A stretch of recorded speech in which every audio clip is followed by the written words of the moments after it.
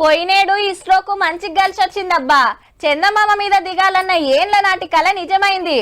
ఓ పారి మొగుల మీదకు పోకుండానే ప్రయోగం క్యాన్సిల్ అయితే ఇంకో పారి 95 పార్లు సక్సెస్ అయ్యి ల్యాండ్ అయ్యే టైంలో ఫెయిల్ అయింది. జరిగిన తప్పులు కరెక్ట్ చేసుకొని మూడో పారి రాకెట్ ఇడిస్తే చంద్రయాన్ 3 డబుల్ సక్సెస్ అయింది.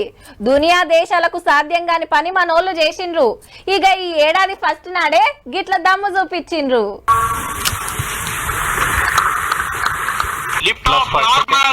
కొత్తేడాదిలా బోని కొట్టేసింది పో ఇస్రో. మొగుల మీదకు పంపిన ఎక్స్పోసాట్ ప్రయోగం సక్సెస్ అయింది. అంతరిక్షంలో కృష్ణ బిలాల మీద ప్రయోగాలు చేస్తదట ఈ ఉపగ్రహం. భూమి మీద గుంతలు పడ్డట్టే మొగుల మీద కూడా నల్లటి రంధ్రాలు ఉంటాయట. ఎంతటి ఎలుతురు కూడా పోలేదట అందులోకెళ్ళి. అసొంటి ఏమున్నాయి, ఎంత దూరంలో ఉన్నాయి అనేది అట్లా మొత్తం కిందికి పంపిస్తుంది అన్నట్టు. 5 ఏళ్లు పనిచేస్తుందట ఈ శాటిలైట్. అమెరికా తర్వాత ఈ సొంటి ప్రయోగం చేసింది మనమేనట. కొత్తేడాదికి ఇట్లా ఎల్కం చెప్పుడు సంబురం అనిపించింది అన్నాడు ఇస్రో చైర్మన్ సోమనాథ్ సారు.